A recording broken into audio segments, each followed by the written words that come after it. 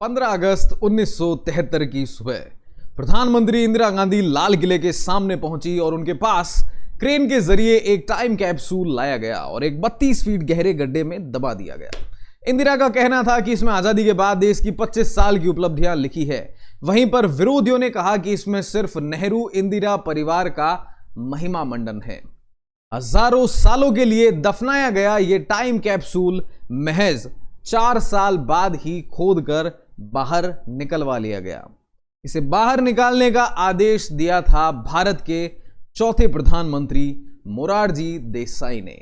नमस्कार दोस्तों, मैं उमाकांत टीडी पुरोहित स्वागत करता हूं आप सभी का हमारी इस प्रधानमंत्री सीरीज के चौथे एपिसोड में, जिसमें आज हम जानेंगे देश के चौथे प्रधानमंत्री मोरारजी भाई देसाई के किस्से। 2 बार मात खाने के बाद आखिरकार वो प्रधानमंत्री की कुर्सी तक कैसे पहुंचे। इससे पहले हम हमारे देश के 3 प्रधानमंत्री के ऊपर स्पेशल सीरीज के अंदर कवर कर चुके हैं, जिसकी प्लेलिस्ट आपको आई बटन के अंदर मिल जाएगी। तो अब आपातकाल के बाद में जब इंदिरा गांधी जी की हार हुई तो इसके बाद में देश के प्रधानमंत्री के लिए एक अनार 100 बीमार वाली कहावत चरितार्थ होने लग गई थी। करीब 2 साल के आपातकाल के बाद प्राइम मिनिस्टर इंदिरा गांधी ने 1977 में आम चुनाव करवाए थे। इंदिरा को सत्ता से हटाने के लिए जल्दबाजी में एक हुए विपक्षी नेताओं वाले जनता पार्टी गठबंधन को कुल 345 सीटें मिली थी और देश में पहली बार गैर कांग्रेसी सरकार बनने जा रही थी। उस समय पर रिपोर्टिंग करने वाले एक वरिष्ठ पत्रकार हुआ करते थे अखिल राज। उन्होंने बताया कि एक सामूहिक जीत थी, हर पार्टी का नेता प्रधानमंत्री बनना चाहता था। हालात यहां पर एक अनार 100 बीमार जैसी हो गई थी। प्रधानमंत्री पद के लिए मुख्य रूप से मोरारजी देसाई, बाबू जगजीवन राम, चौधरी चरण सिंह और चंद्रशेखर ने दावा किया था। मोरारजी देसाई तीसरी बार प्रधानमंत्री बनने का ख्वाब यहां पर देख रहे थे। उन्होंने नेहरू और शास्त्री के निधन के बाद भी दावा किया था, लेकिन हर बार कांग्रेस सिंडिकेट के हाथों उनकी हार हुई थी। जनता पार्टी में भले ही सिंडिकेट नहीं था, लेकिन वहां से टूटकर आए हुए नेता जरूर थे। अब बाबू जगजीवन राम का दावा किया गया था कि मेरे इस्तीफे से कांग्रेस पार्टी हारी है, इसलिए प्रधानमंत्री मैं बनूंगा। तत्कालीन भारतीय जनसंघ गुट को जनता गठबंधन में 345 में से 102 सांसद मिले थे, लेकिन उसने प्रधानमंत्री पद के लिए दावा नहीं किया था। राष्ट्रीय स्वयंसेवक संघ, जिसे हम आरएसएस के नाम से जानते हैं, इन्होंने वेट एंड वॉच की रणनीति को अपनाया था। कांग्रेस फॉर डेमोक्रेसी ने यहां पर सिर्फ 28 सीटें जीती थी। जगजीवन राम को भारतीय जनसंघ के 102 सांसदों के साथ सोशलिस्ट ब्लॉक के 35 सांसदों का समर्थन भी था और जगजीवन राम का यहां पर कहना था कि उन्हें पूरे देश में हरिजनों और दलितों का समर्थन प्राप्त है। जब उन्होंने इंदिरा सरकार से इस्तीफा देकर कांग्रेस छोड़ी तो कांग्रेस हारी है और यही कारण है कि उन्हें मौका दिया जाना चाहिए।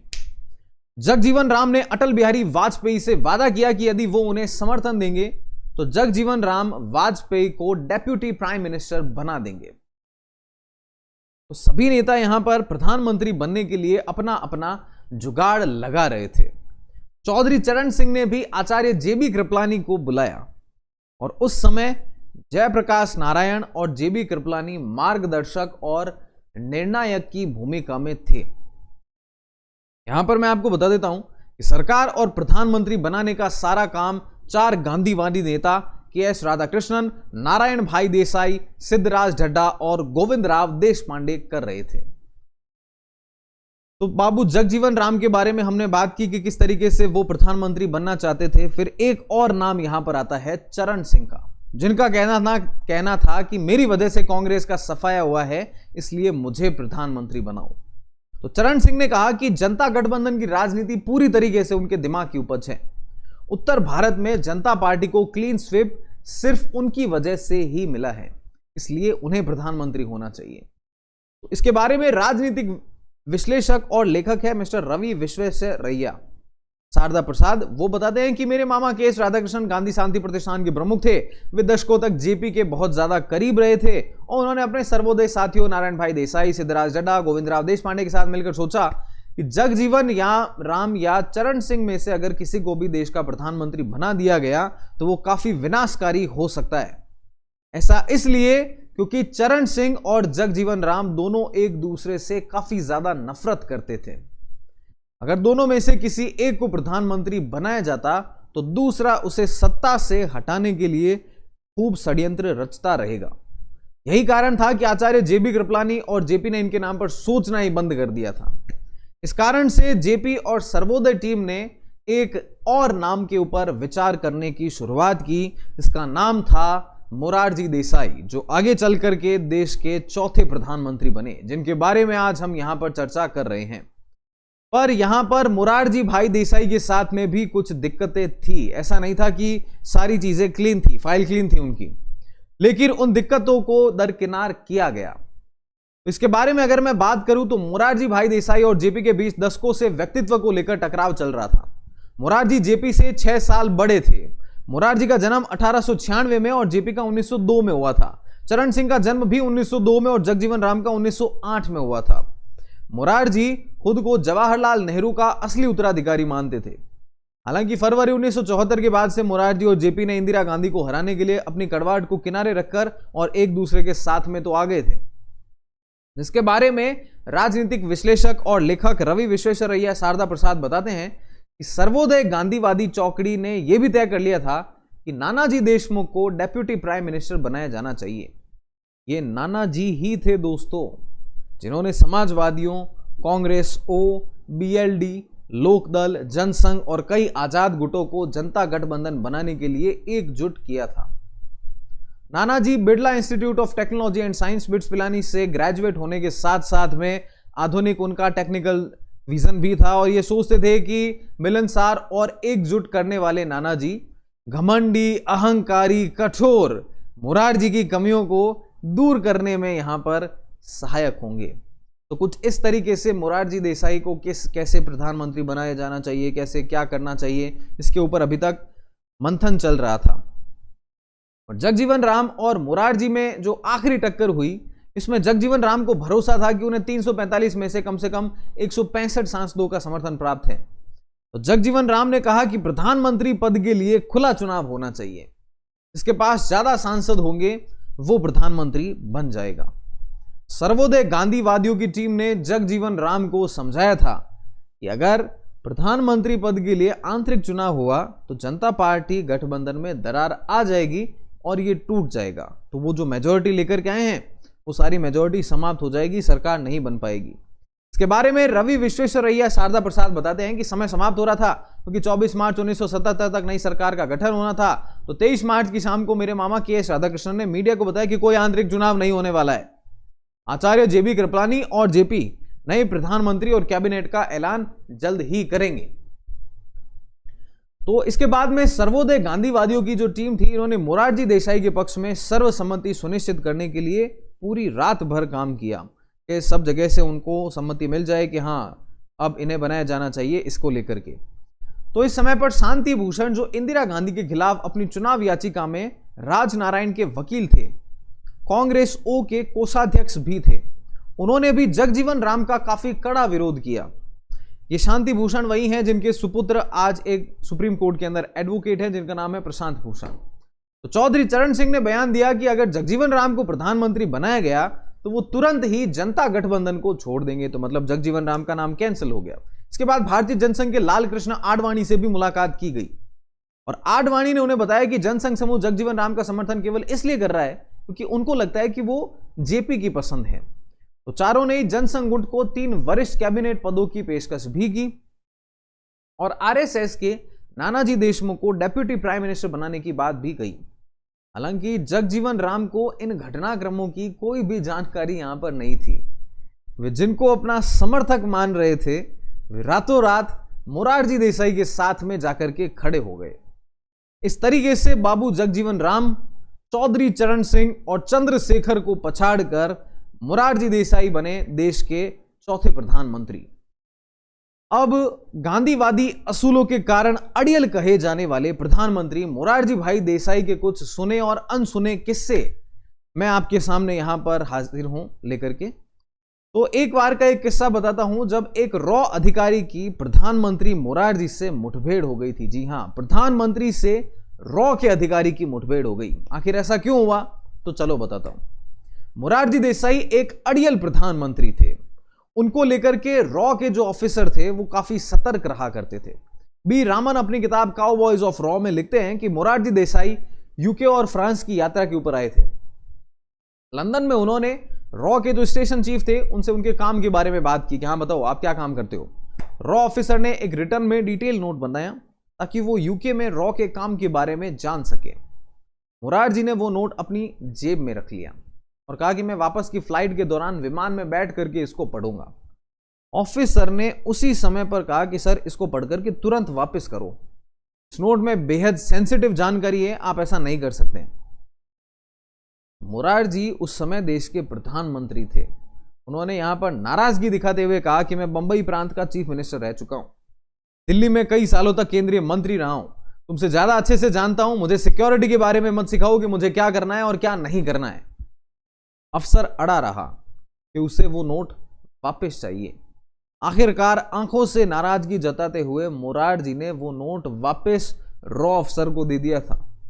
बी रामन लिखते हैं कि अफसर ने मुझे फोन किया और बताया कि कैसे उसकी मुठभेड़ प्रधानमंत्री के साथ में हुई। मैंने उस अफसर से कहा कि अगली बार प्रधानमंत्री आए तो लिख करके कुछ नहीं देना, सब आप ओरली मौखिक बोल करके बता देना, लिख करके कुछ भी दोगे तो वो ऐसा ही होने वाला है।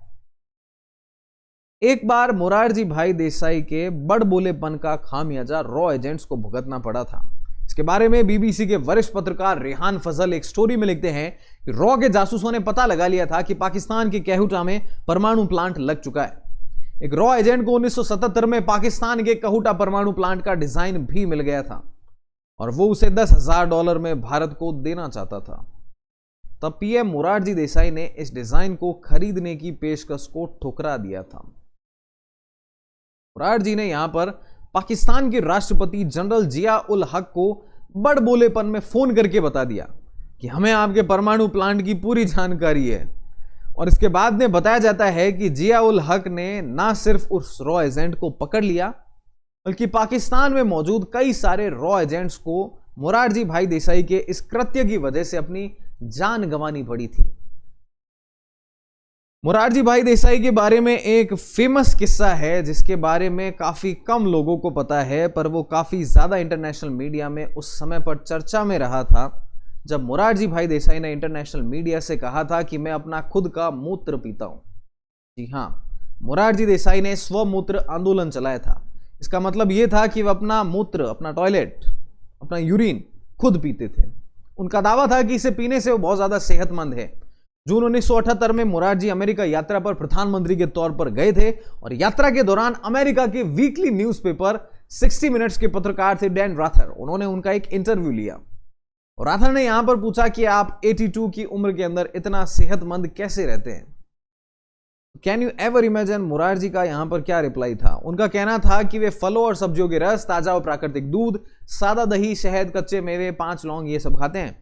के बाद उन्होंने कहा कि वो करीब रोजाना 100 ग्राम अपना खुद का ही यूरिन को कंज्यूम करते हैं, अपना खुद का मूत्र पीते हैं। सुनते ही रिपोर्टर ने कहा, यक, क्या आप अपना खुद का मूत्र पीते हैं? ये सबसे गंदी बात है जो मैंने आज तक नहीं सुनी। मोरारजी ने यहां पर कोई रिएक्शन नहीं दिया। उन्होंने कहा कि खुद का मूत्र पीना एक नेचर थेरेपी है।